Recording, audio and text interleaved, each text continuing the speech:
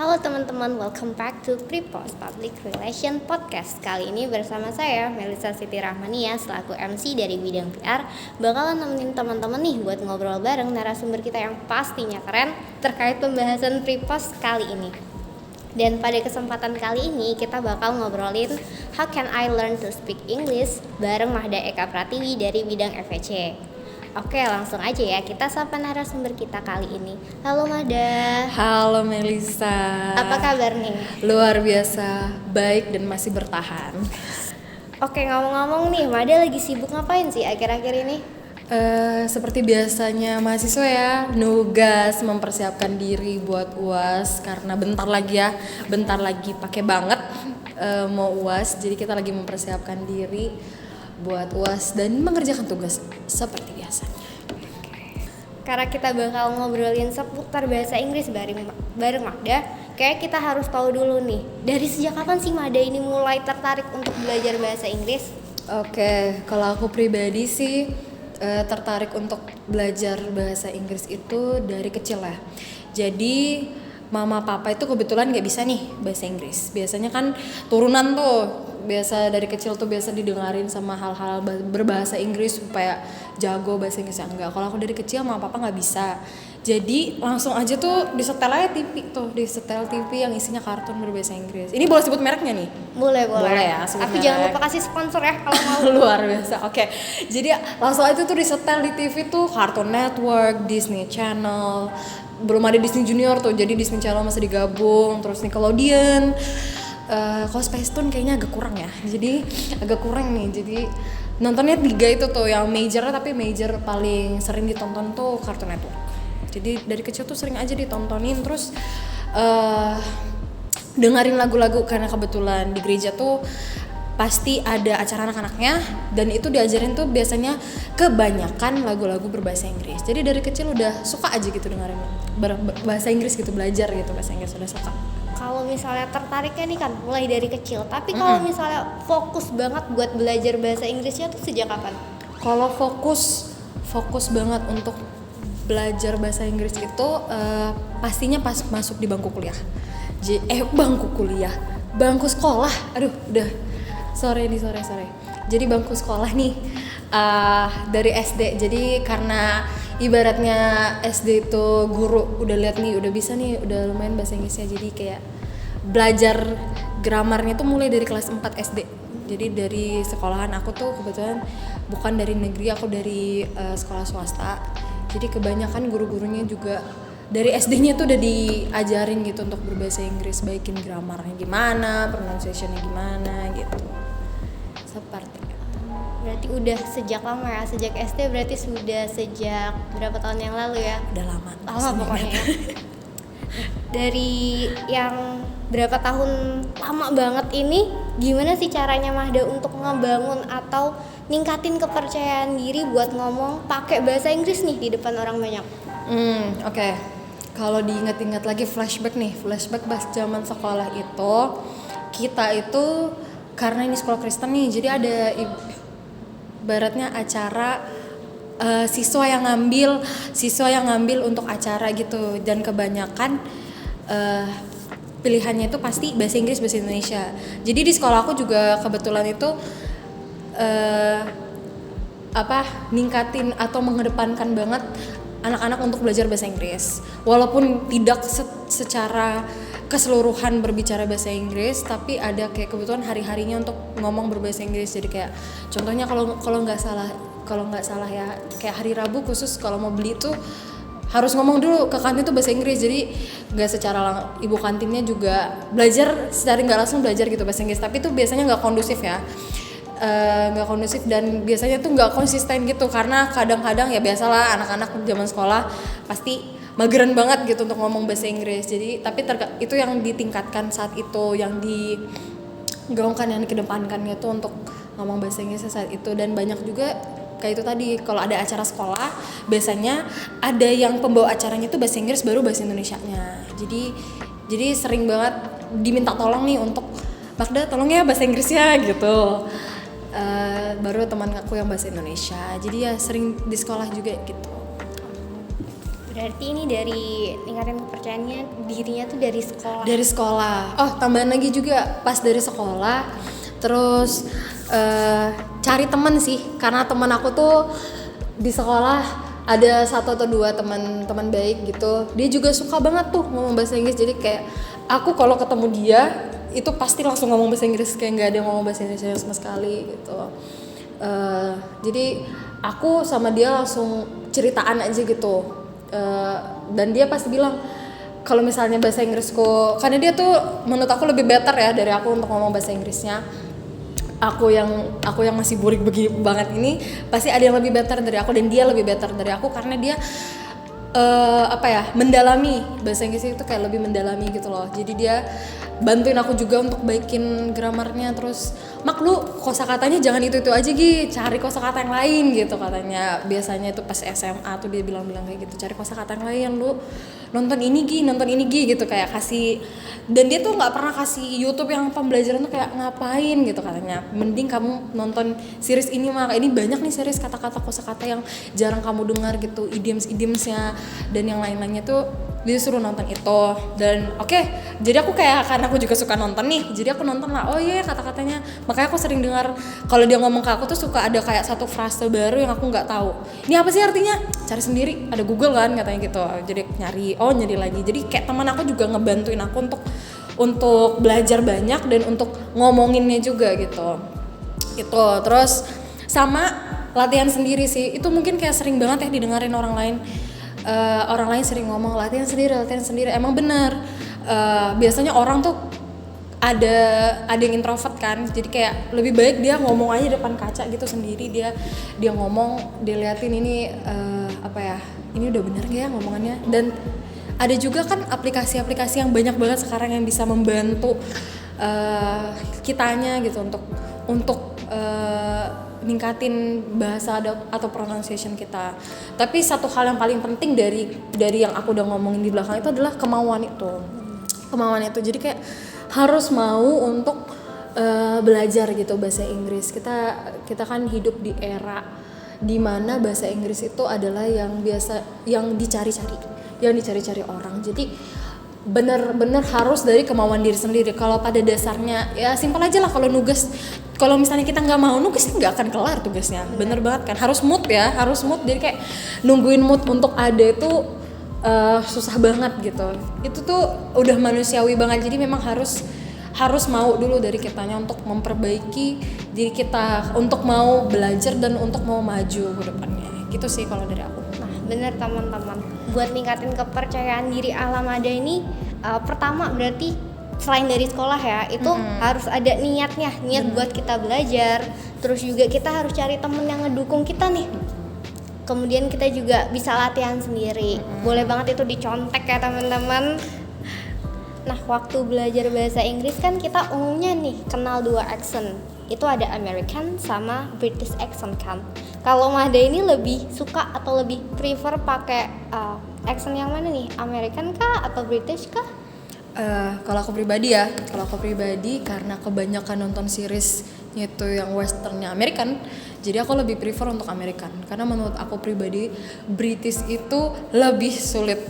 Ada lagi lebih sulit, Scottish dan Australian accent tuh susah banget itu dimengerti, apalagi kalau kita lagi ngedengerin orang terus ngomong accentnya tuh nggak seperti yang biasa kita dengar, tuh sulit banget. Yang biasa kita dengar kan biasanya American tuh.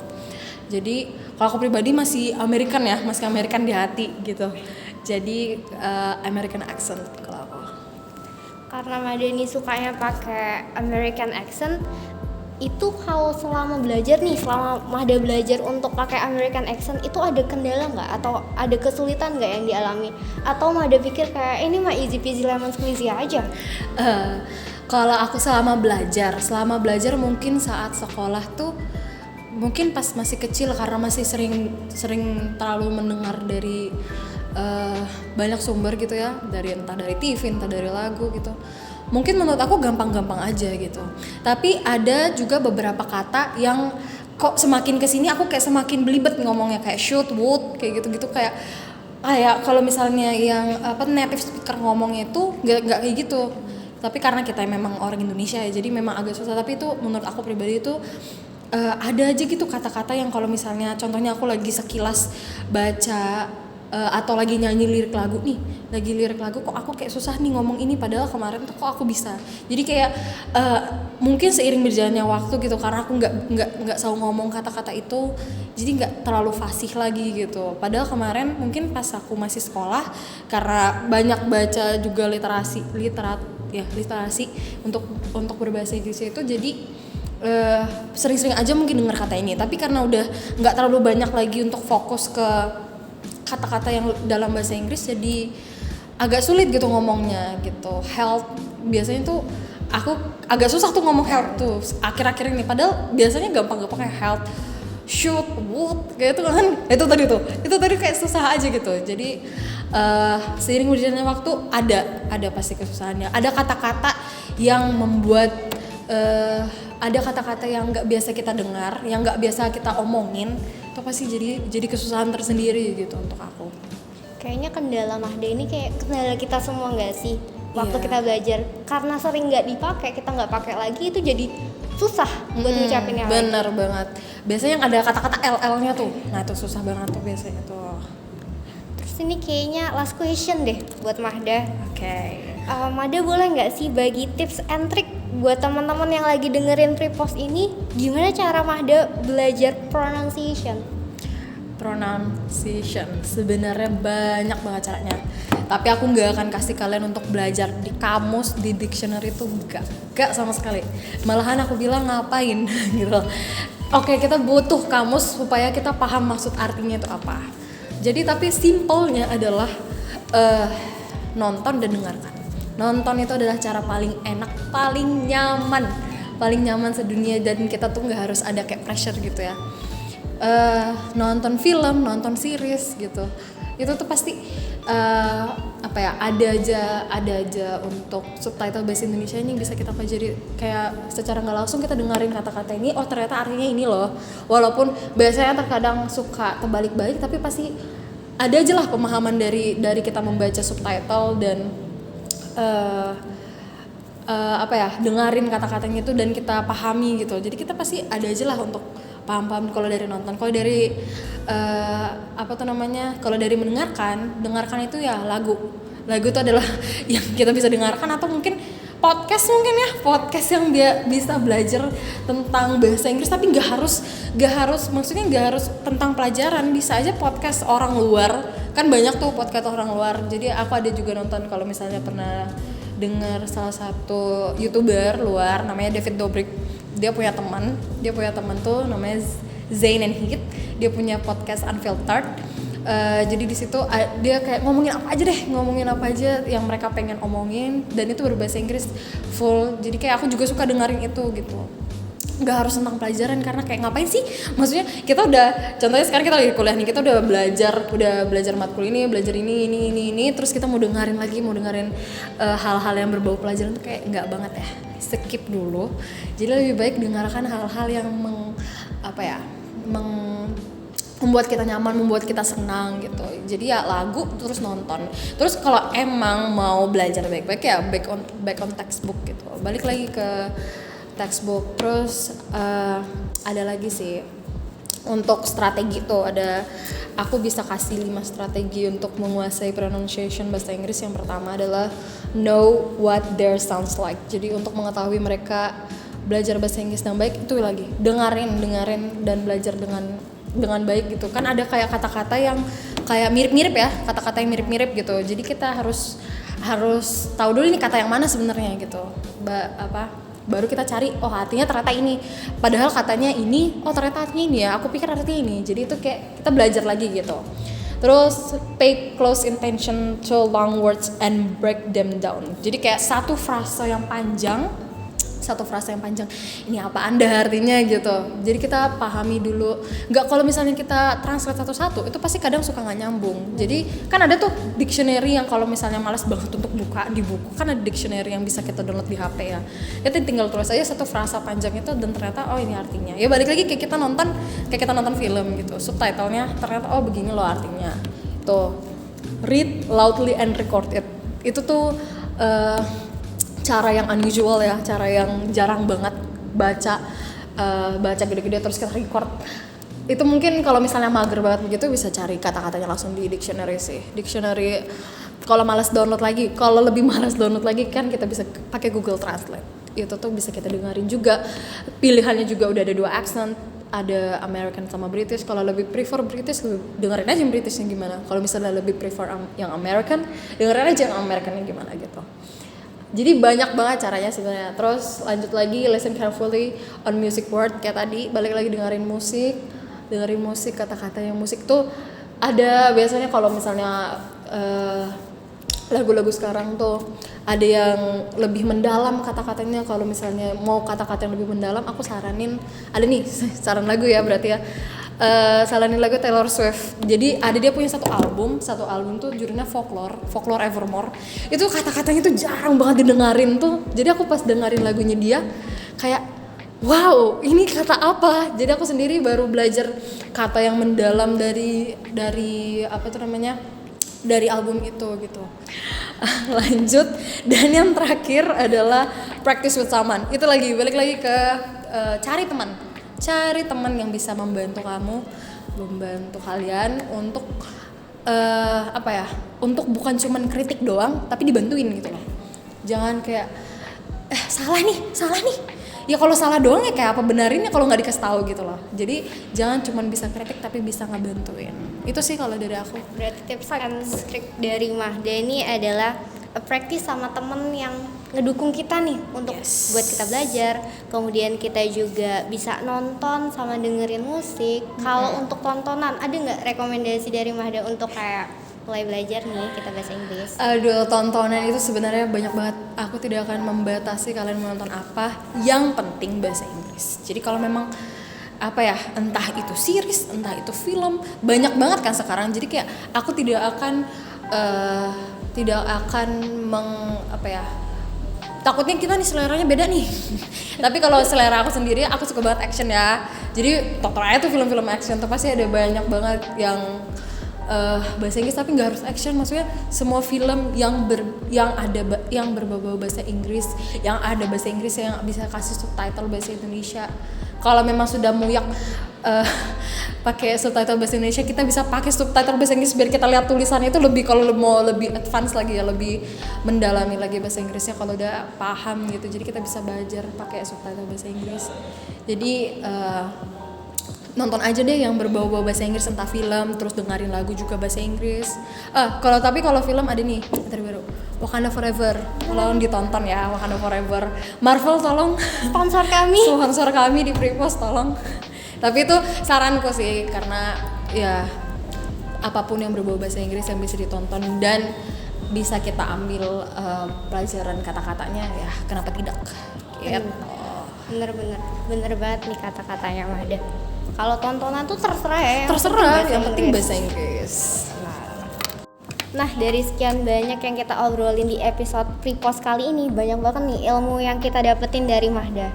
Dan juga teman-teman bisa banget tuh nyatet poin-poin yang tadi udah disampaikan biar kita sama-sama bisa improve skill bahasa Inggris. Kalau dari Mahda sendiri nih, ada nggak yang mau disampaikan sebelum kita say goodbye buat teman-teman? Kalau dari aku sendiri, aku mau ngajak sih teman-teman, karena banyak banget yang merasa kalau misalnya bahasa Inggris itu kayak nggak terlalu penting. Itu tuh masih banyak banget ya aku temuin, orang-orang masih mikir kayak bahasa Inggris sih nggak terlalu penting, masih bisa kok kita begini. Kalau menurut aku tuh salah satu yang kesalahan ya lumayan besar ya, karena kita hidup di era globalisasi di mana segala sesuatunya itu akan berbahasa Inggris, eventually akan berbahasa Inggris gitu. Jadi dan bahasa Inggris juga adalah bahasa internasional kita sekarang kan. Jadi penting banget kita untuk belajar berbahasa Inggris. Banyak banget caranya. Gak harus juga, mungkin kalau teman-teman juga mungkin ada cara masing-masing tersendiri gitu untuk belajarnya. Pasti kayak semua orang punya cara mereka masing-masing untuk belajar dan untuk paham. Tapi yang penting adalah niatnya. Balik lagi, segala sesuatu tuh harus niat dulu. Kalau memang pada dasarnya nggak niat, pasti nggak akan jadi. Bener banget. Kalau gitu makasih banget ya buat Mahda yang udah nyempetin waktunya buat sharing-sharing di episode Prepost kali ini. Sama. Dan juga terima kasih buat teman-teman yang sudah mendengarkan, dan jangan lupa nih untuk nungguin dan dengerin episode Prepost selanjutnya. Akhir kata dari saya Melisa selaku MC undur diri. Terima kasih, stay safe and stay healthy teman-teman. Bye.